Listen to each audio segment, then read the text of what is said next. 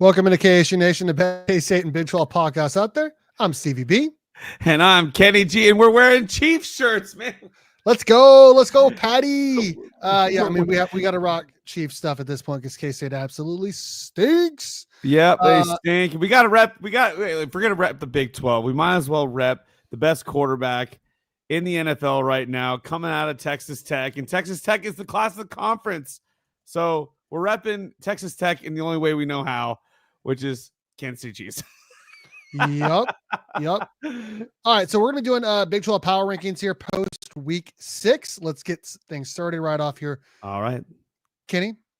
Well, I want to break this down, Steve. Okay, I talked to you about this earlier today. I'm going to be doing power rankings in the form of a 4-grouping tier list. So there's going to be 4 groups. It's going to be bad or trash. Then you got okay or whatever, and then you've got good, like mid, serviceable, and then you've got great title contenders. So that's how I'm gonna kind of do this ordeal, and I'll just agree with every individual within that 4 grouping. But my 4 for bad is going to be Oklahoma State University at 16 for sure, West Virginia at 15 for sure. And then I believe I have K-State and what was the last? Was it Colorado? What was the last one I had? It's UCF. Oh, UCF. That's right. UCF. That's right. So these 4 teams, in my opinion, are the bottom of the barrel. K-State, they have been playing. They've been playing really well. Their box score is incredible. I mean, 13 points in the last. If they just had 13 points of a difference, and actually their points of win margin or whatever it's called is actually better, which is amazing. But anyway, yeah, they're 13 points away from being 6-0, which is mind-boggling to me. But they just cannot figure out how to win one-score games. They can't figure out how to put a game away. It's really embarrassing for this school. And yeah, it sucks. And as far as the other schools, you can't put UCF above K-State because they just beat them. And then West Virginia and Oklahoma State are just getting absolutely blown. Like the doors are being blown off of their stadium. So yeah, it's not looking good for these teams, man. These are the bottom of the barrel. Yeah, I mean, we got the same bottom 4. I mean, I don't know how anyone in the Big 12 could have it any different than what we have here for the bottom 4. Like it's probably the same across the entire internet right now. Oklahoma State is absolutely awful, terrible. They fired their coach or firing coaches left and right. West Virginia keeps getting their people are hitting the portal. The players are in the portal. They're not going to have a team. UCF just lost at home to KU when they had multiple chances inside the 5, could not score. And then they got another drive and could not score either. And then you got to put K-State above them because they beat them. But yeah, you talked about it. K-State's margins, they've won a game by 3 and they won a game by 10 or 14 or something like that. Yeah, 14. So, and then they have 4 losses by 13. So K-State's actually like +3 or +4 in the wins versus losses, which is crazy considering K-State is 2-4. We'll talk about K-State at the end of the show here today as we're going over the power rankings right now, but it's pretty frustrating. In fact, I didn't even want to get on here right now. Honestly, I'm just still mad about how the game went this past weekend. Okay, let's get into the mid-tier. The mid-tier is got to go to these teams. We're going to throw Colorado in there. We're going to throw Arizona in there. We're going to throw Kansas in there. And I believe we're going to put Houston in there. I'm sorry, Houston, but you just didn't look good. Now I get it. You went against Texas Tech, but it just didn't look good. You lost your quarterback. That's a big deal, and it's gonna be tough. That's gonna be tough to get you back up on the list. But look, you're on the top end of the mid tier. There's still a lot more football to have this season, and your defense is still solid. But for now, I got you in mid-tier. I want to see something with this offense. I mean, if you don't have a good offense, I feel like that's going to be troublesome in a lot of these games. But KU is not looking good. I mean, they're not in the bad tier, but They are like, I don't know what they're doing, man. Like they lost to Cincinnati at home. They go to UCF. UCF was literally just dominating right from the get-go, and then decided to give Kansas the victory in Florida. I'm not really sure what's going on there, but they don't look good. Arizona doesn't look good, despite them beating K-State. And then Colorado, man, can we please start playing physical football? My goodness. I mean, they actually did start. They came out and gave BYU a game. Then BYU shut that down. They gave TCU a little bit of a game. Then TCU shut it down. They're in a lot of ways they're playing like K-State. They're like giving these teams a good run in the beginning of the game, and then they just can't close it out. Can't figure out a way to win. They're not playing physical enough. Yeah, it is what it is. But this is like a mid-tier for me. Mid-tier teams. You know, it's interesting if you look at the bottom 8 teams we have here, which I went back and I looked and I was like, oh, we have the same bottom 8, like in the exact order, the exact same order. Is there anything that sticks out to you, Kenny, when looking at this bottom 8 compared to the preseason title odds?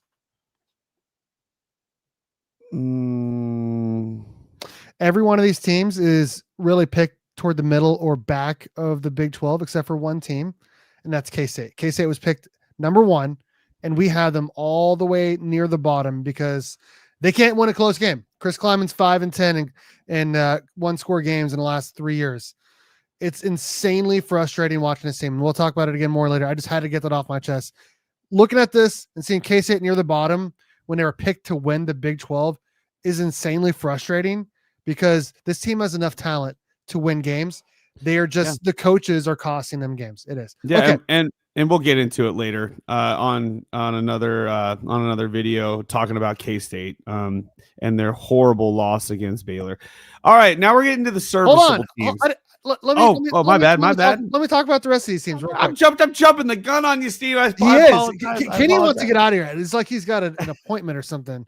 Colorado, they look better than I thought they would against TCU. They really put up a nice game against TCU, but they lost again.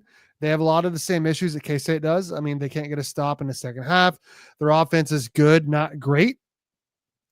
I think Arizona is a decent team. In fact, if I had to pick right now, I think Arizona is going to finish in the top half of the league, even though I don't think they're that good. In fact, I think the whole Big 12 as a whole is kind of down this year. I don't think there's that many good teams in the Big 12.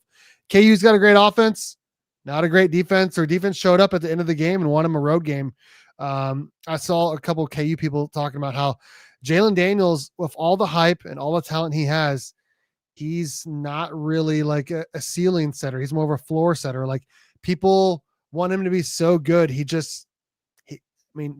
can't get over the hump and be amazing with him at quarterback. Speaking of quarterbacks, Houston is having more quarterback issues. Weigman got hurt. They had to go back to Zion Chris. They look pretty bad on offense, guys. They look pretty bad on offense when you can't throw a forward pass. I think they gave up over 500 yards of offense to Texas Tech. And they had like 220 or something stupid like that. Their offense has got to get it in gear. We know that Willie Fritz is a good coach. Haven't seen enough from him. At this point, I think they're right around where we thought they'd be at this point. A year and a half in. They're right on schedule. They were ahead of schedule. They're back on regular schedule now. Yeah, I mean, we're giving them a harsh grade here, considering that they went against what we believe is the number 1 team. In the conference. So again, I want to see more. Any team that's going against Texas Tech has looked pretty rough. And we just have a Stephen Calder. He just go Utes. Yeah, I mean, they're a good team. Speaking of teams that looked kind of rough against Texas Tech, I mean, Utah's one of them. But that doesn't mean that Utah's a bad team. I think. No.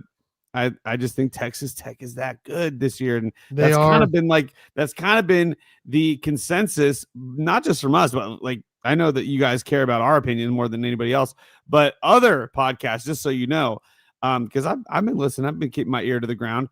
Other podcasts are saying the same thing that we're saying, that Texas Tech is also the class of the conference. All right, we're gonna move on to the serviceable teams. Okay. This is the teams that are they're playing good. They're playing good. They're not great. They're not title contenders, but they have enough to get them to win the games. And we're gonna put Baylor, TCU in here, and we're gonna put Iowa State in here, and we're gonna put Cincinnati in here.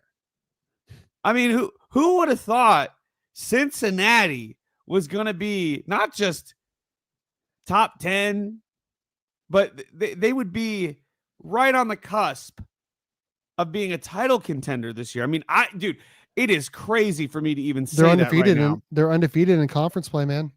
And look, if they win that Nebraska game, holy smokes, dude. I mean, I'm thinking to myself, wow, like Cincinnati, you're one interception away from shouldn't have given up a home game. I'm saying it right now. They would have won that game if it was in Cincinnati. Shouldn't have given up a home game. You know, I know it's a neutral site, but let's be honest here. It was a Nebraska home game. It was a Nebraska home game. I mean, it's literally right down the road. Baylor, look, I agree with what you said about the league being down this year, and I agree with it to the point where it seems like there's a lot of teams that have an emphasis on one side of the football and not complete football teams. Baylor being one of them. Their offense is fantastic. Defense is bad. You got Houston, where it's the opposite. Their offense is a little rough, little whatever, but their defense is great. Kansas, offense is great, defense is bad. So we've got a whole bunch of teams that have like one side of the football is fantastic, the other side is a little rough, and it creates a weird league, and you see all these wonky games and games that shouldn't be, going the way that they should. And there's it's just chaos. I mean, the Big 12 is just full of chaos. Weird that Cincinnati won Iowa State. I did not see that coming, but congratulations to them. And they dominated for most of that game. Even though they only won by one score, they were dominating that entire game. Yeah. And on the other side, Baylor winning one score game, but they were not dominating that game. They had so many opportunities, like K-State had so many opportunities to beat them. But again, like you say all the time, Steve, and I agree with this so much, good teams find a way to win. And that's what Baylor did. And that's why they are a serviceable team. I'm not going to go so far to say they're title contenders because I just can't get over that defense, Steve. I can't do it. And I believe, yeah, you did. You called it out, man. I'm giving you all the credit here. TCU falls into that same kind of category as Baylor. They have almost the exact same kind of team. Elite offense, electrifying offense, struggles on defense. So I'm curious to see what happens next week when K-State plays TCU at home. But yeah, these teams right here, Steve, I think I agree with where you placed all these. You have to put Cincinnati above Iowa State because of last week. And I do think Baylor is probably the worst in the serviceable teams. I do think Cincinnati should be ranked considering their record and the fact that their only loss is by a field goal. I mean, and it should have been Brennan Sorsby makes just a regular throw, or they're just a little bit smarter from the coach's standpoint. They win that game. Yeah. I do think they should be ranked. Yeah, Cincinnati looked really good for most of that game. Dominated. They're up 17-0 or 24-7 or something crazy like that. You have to have them above Iowa State, who we used to have as a number 2 or 3 team in the Big 12. I agree with everything you said about TCU and Baylor being a one-sided team. It's kind of funny. I was listening to the press conference today for K-State, and I need to go listen to that. Chris Kleiman, Fitz asked him, he's like, well, congrats, you just got done playing Sawyer Robertson. Now you got to play Josh Hoover. Like you're going from one really, really good quarterback to another. I would say those are the second and third best quarterbacks in the Big 12, behind one we're going to talk about here in a little bit. But this conference is good when it comes to quarterback for sure. Moving on. Good tier, Kenny. This is good tier. And I have these 4 teams here, and I'm gonna explain myself here in a second. BYU, Utah, Arizona State, and Texas Tech. Now, here's the deal. Cincinnati, we've been singing their praise this episode. Utah is in this group because they are undefeated. Okay, They are undefeated. They're finding ways to win. Good teams find ways to win, right?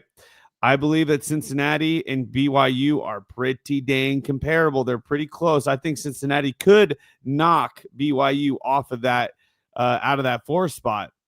But if I'm going to be honest with you, Steve, really what I'm trying to say is the top 3 teams are Texas Tech, Arizona State, and Utah. Without question, I think these are the best teams in the league right now.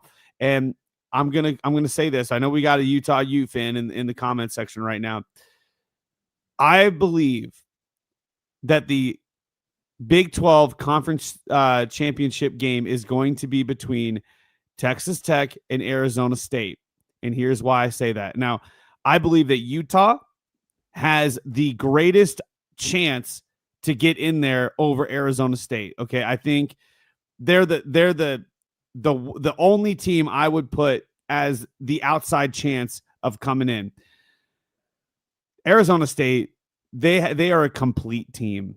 Okay, their defense is solid. They went against Baylor and TCU and won both of those games.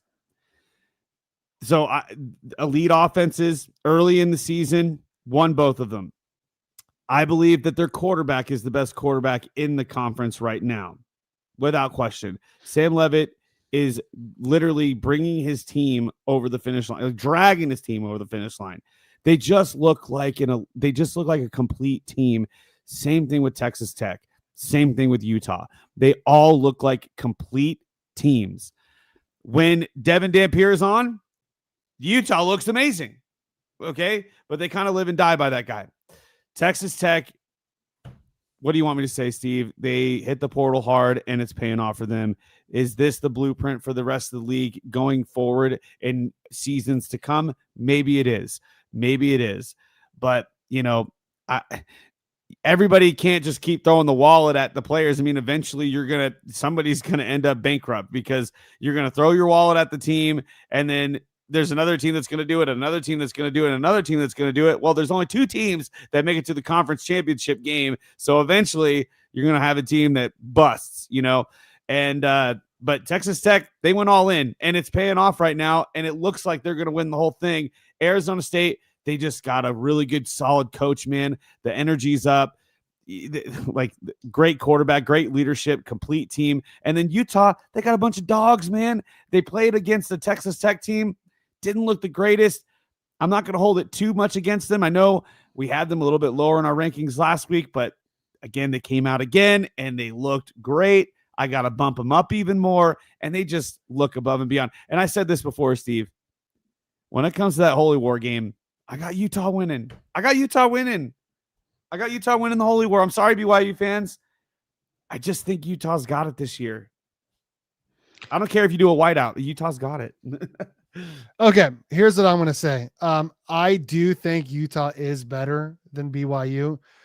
From what I've seen so far, I don't think BYU's defense is as good as we thought it would be at the beginning of the year, but solely because Utah has already played Texas Tech, and they lost pretty big. For the sake of these rankings, I'm still going to have BYU ahead of them, but when they play head-to-head, based off what I've seen so far right now, I would pick Utah to win that game. I would. I think BYU is good. I don't think they're great. I think the quarterback for Utah is better than Baron Bachmeier. You didn't want us to have the perfect list, Steve. We were almost there. We almost had the perfect list. I know we almost had the exact same list, but I couldn't do it. And of course, you have to have Arizona State and then Texas Tech in the top 2 spots. They play each other, right? They play each other October 18th. So not this week, the following week. And it's going to be a great game. It's going to be at Arizona State. I'm expecting a night game, maybe even a 9:30 kick. Texas Tech is a new K-State, man. K-State used to play all night games. That's what Texas Tech is doing right now. Every single one of their games, they think that they're the best team and they're getting the best time slot, and everyone wants to beat them. And they're showing with their wallet how much they care about sports, and not just football either, man. All the other sports as well, and they continue to show that more and more of all the 4- and 5-star recruits that they're getting. Texas Tech is investing in their program, investing in athletics, and it is showing. It is showing a lot, man. They got a great team right now. their defense is so much better than I thought it was, man. Like going back, Texas Tech has never been known for a great defense. Just never had a great defense. Their defense this year is legit. It is legit. I think Texas Tech could be as good or better than Arizona State a year ago. Speaking of Arizona State, they have the best quarterback and the best receiver in the Big 12. I think their defense is good, not great like Texas Tech's.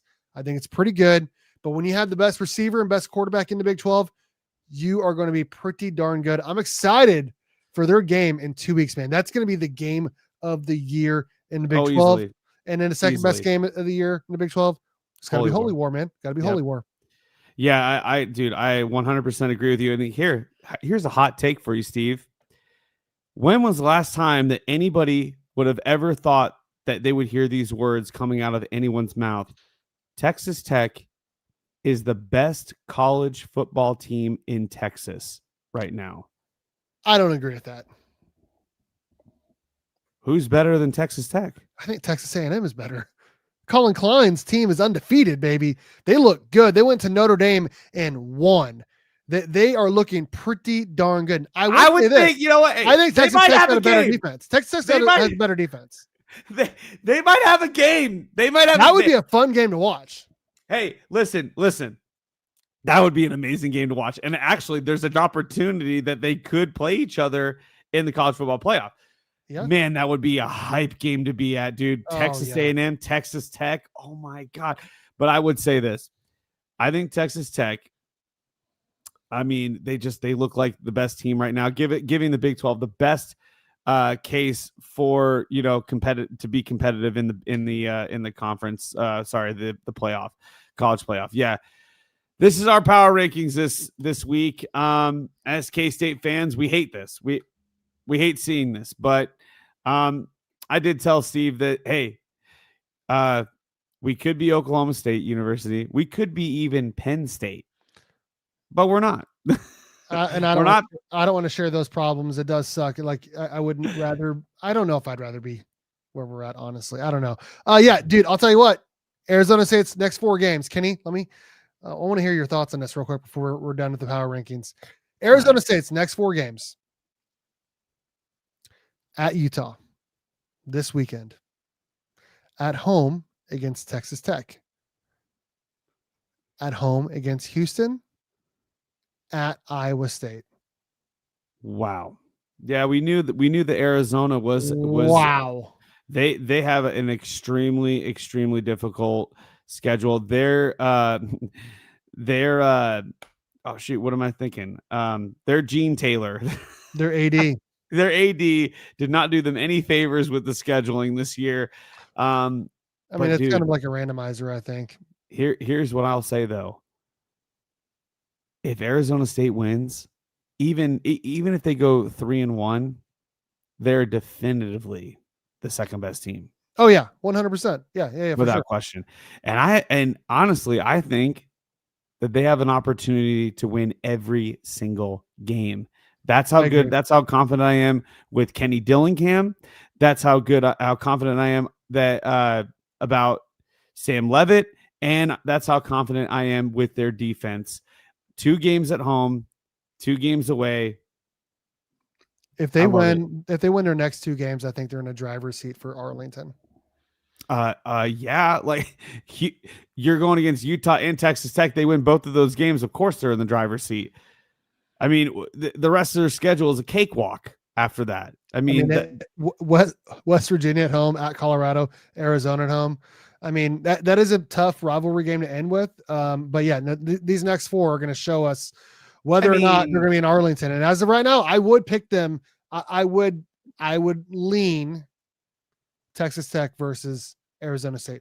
I'm going to say this. I'm going to say this real quick. We gave a lot of we were really hard on a lot of those teams that came from the Pac-12 over to the Big 12. And you know what? You guys have really elevated this conference, and I appreciate you guys bringing in good, solid teams and making these other teams work for it. I mean, Arizona, your story last year was amazing to witness.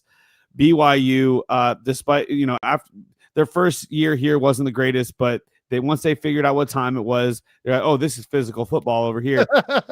They eventually got it together, and they have been at the top of the rankings ever since that year was over. Utah had a rough go last year, but that's mainly because of the quarterback, a whole issue. I'll give that a pass. You guys have really shown that you're an elite team, and I didn't have any doubts. I mean, I've heard the stories.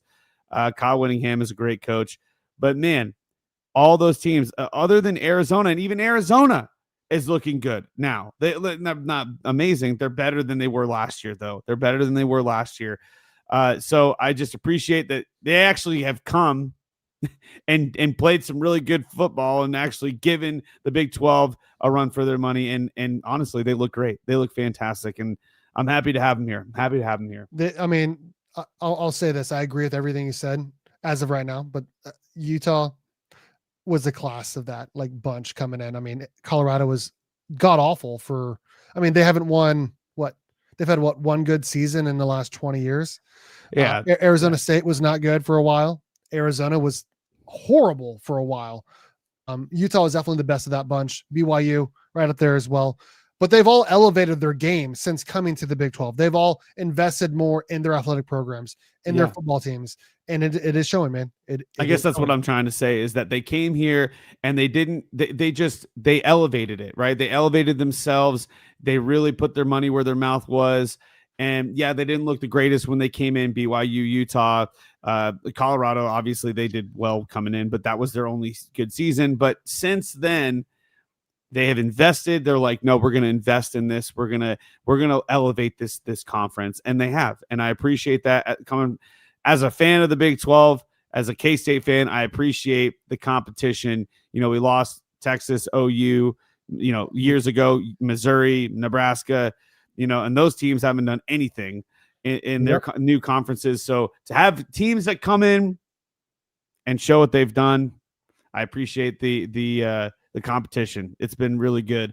But these are our power rankings, man. I'm other than one, Steve. We were one off, Steve. We were one off. And I did say I do think Utah is better. I just can't put an undefeated. BYU's undefeated. They're undefeated. They're undefeated, and they didn't get blown out at home. I got it. It makes sense. It makes sense. That's our power rankings post week 6 in the Big 12. Kenny, I don't want to spend very much time on this because my wife just got done cooking some dinner. Yeah. And honestly, I mean, at this point, all we're doing is playing spoiler. Like that's all K-State is right now. They're playing spoiler. Like maybe you win every game and somehow you get like an outside chance, but I mean, you're losing tiebreakers to Baylor, Iowa State, and I mean, it's just not good, man. It's just not good. Especially with Iowa State losing, right? Which is, like now if you were to win out, you're in a tiebreaker scenario with Iowa State that you're not going to win. You have to expect them to lose again. Yeah. I mean, it's just frustrating, man. It is really, really, really frustrating. And we're going to get into our thoughts here from K-State Baylor. You and I watched it together. We spent a majority of Saturday together watching it at my house. My God, that breakfast pizza was so good. Breakfast pizza and donuts were so good. We had a cheat morning. We watched the game. K-State looked pretty good for 3/4 of the game. K-State scored 3 points in the fourth quarter of the last 4 games combined, Kenny. 3 points in the last 4 games combined in the fourth quarter. They've only scored I think 3 touchdowns total in the fourth quarter all season, of 2 of those coming in the first game of the season. It's embarrassing. K-State defensively, they could not get off the field in the second half or the fourth quarter of that game. It's been like that all season. I mean, this is definitely a team loss. Coaches, offense, defense, special teams mistakes again. It's the same stuff every week, man. It's the same stuff. I don't even know what to add anymore, honestly. Yeah, I mean, at this point, like, what do you say? What do you say that hasn't already been said? I mean, K-State had multiple opportunities to put this game away. You're up by 2 touchdowns in the fourth quarter with the ball in your hands, and you can't get it done. Like you can't put away the game. Like not only that, their opening drive touchdown, 10 plays, opening drive. Then Baylor gets the ball. You're thinking, okay, here we go. Hold on. Like I remember telling you this, Steve, like, hold on, let's take a deep breath. Okay. Like that was awesome. Avery Johnson with a 25-yard run for a touchdown. Okay.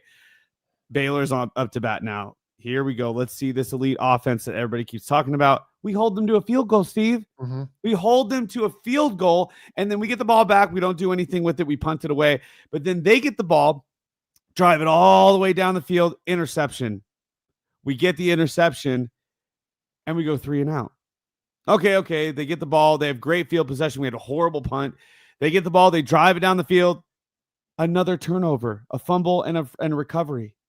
K-State gets 2 turnovers back to back, bailing out the offense twice in a row. Twice. Okay, well then surely at this point, K-State accepts the gift. The offense accepts the gift. They drive it down the field. They make it 14-3.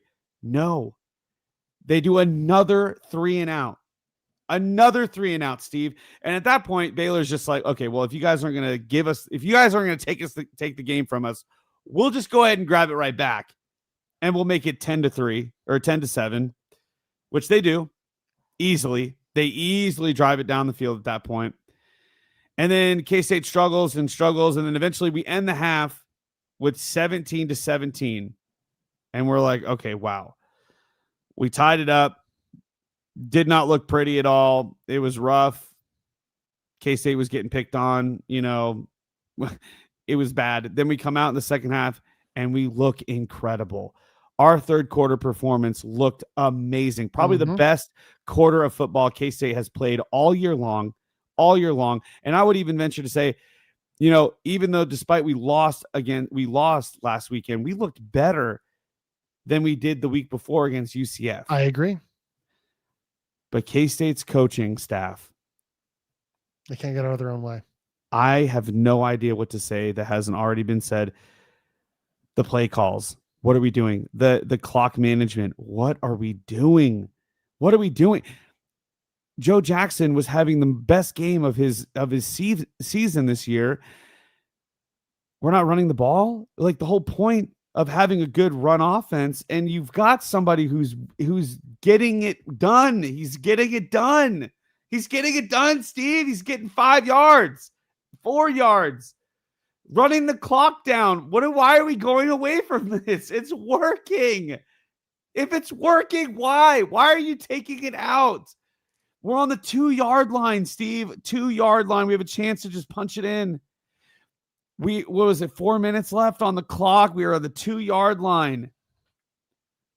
We pass, and then we end up. We run.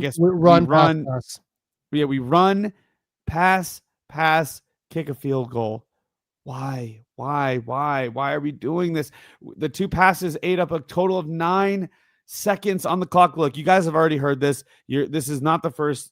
I'm sure this isn't the first podcast you're listening to, but it boggles the mind, and it makes you really question, like, what is Chris Kleiman not a part of these conversations when they're discussing what is happening on the field, what decision needs to be made?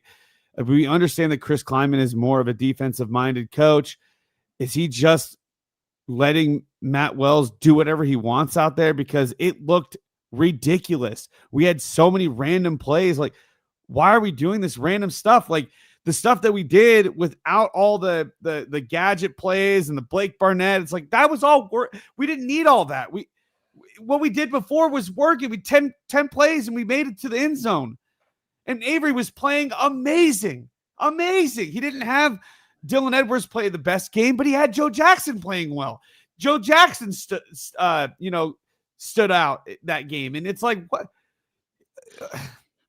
I just don't understand. I don't get, like, this loss hurts because the guys played so well and were so good, but the coaches dropped the ball. And it's hard for me to ever blame coaches this hard because they're not the ones with the pads on. But my goodness, dude, this is very clear. It was clearly a coaching problem here. And it just makes you question, how much longer are we going to do this? Didn't we say that in 1-score games in the last 3 years, Chris Kleiman, 5-10 in 1-score games? And Dave Aranda last year, I'm going to shout out, I think it was either Cole Manback that I listened to. He was like, Dave Aranda's been on the hot seat. He was on the hot seat last year. You know, people were like gunning for like going after his job. Like, hey, like you need to fire this guy. He's only 5 out of 6 or 5-6 in 1-score games. Let that sink in. Like he's almost 500 when it comes to 1-score games. Chris Kleiman's not even close. Not even close. It's Yeah, just it's yeah, it does. And I don't mean to cut you off there. I'm sorry. I have a lot to say.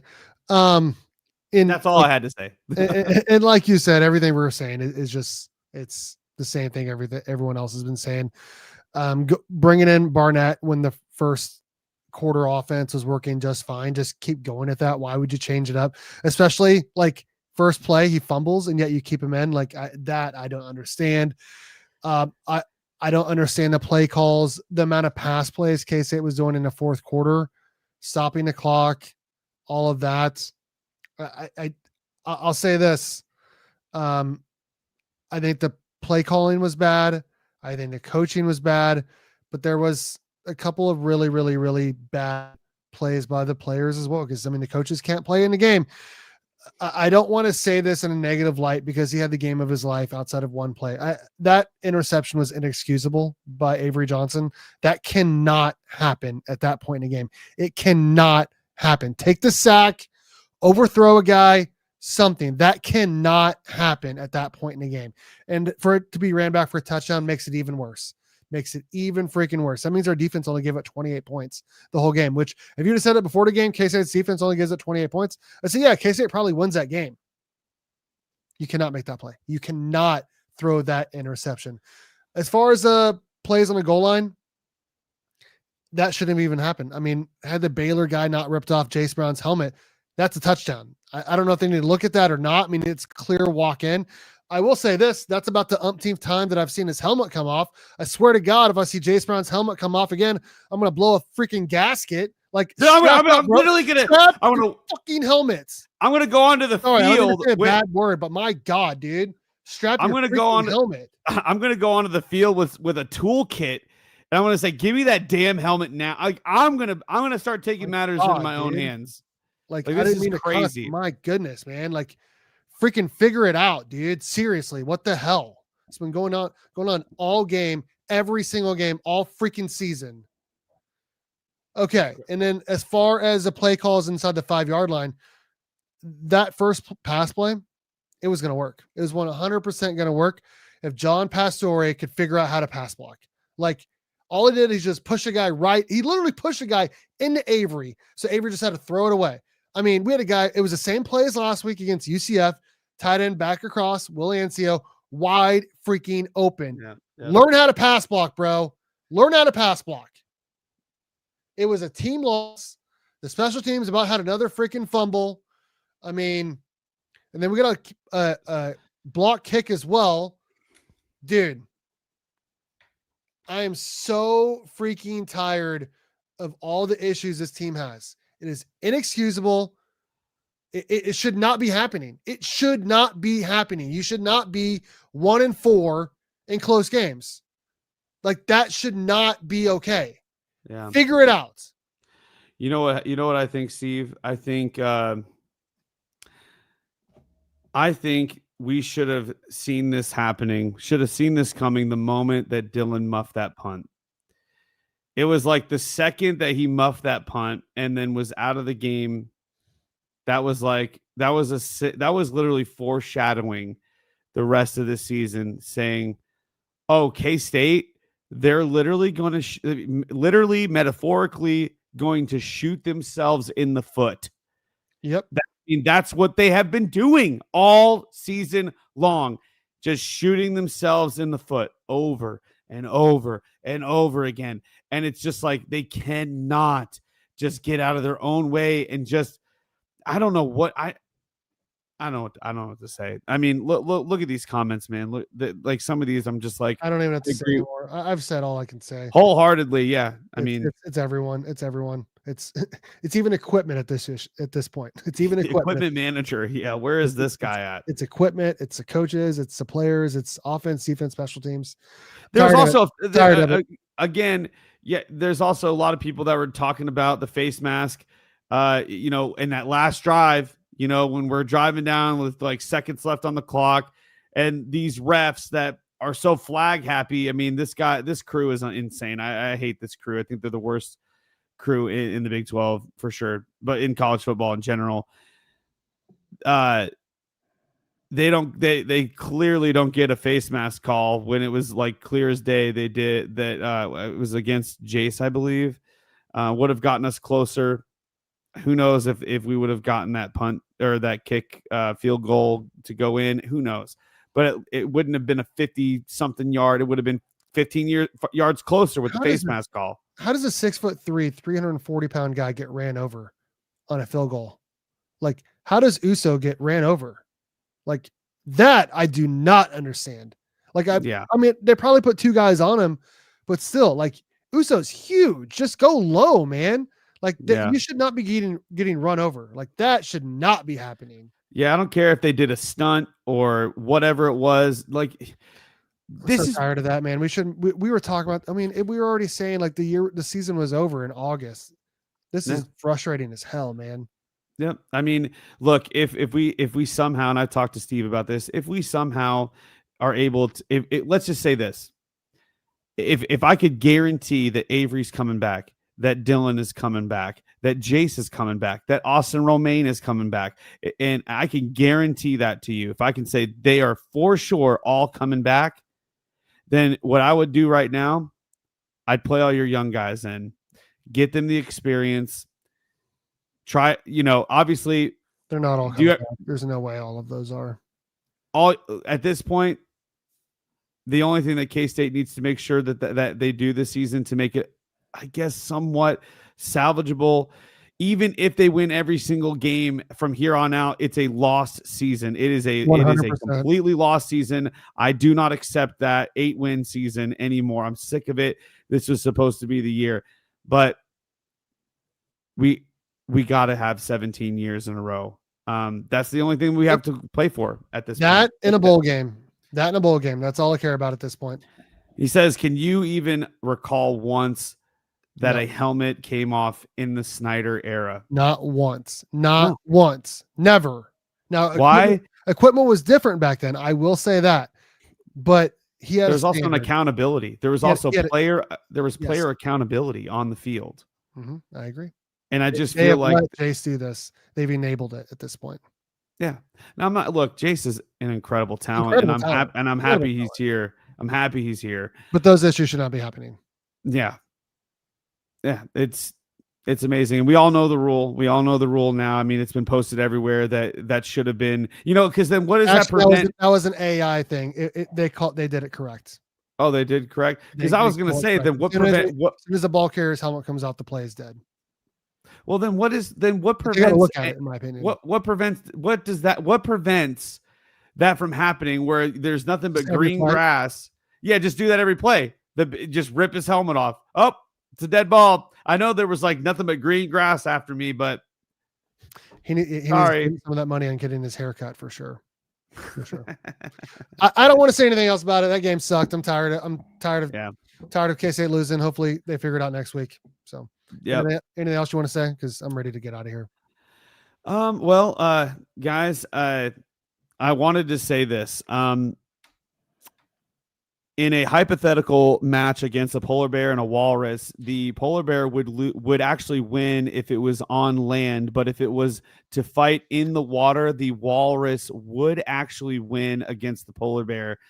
Other than that, I want to say go Big 12 and go Cats. Go Cats, baby.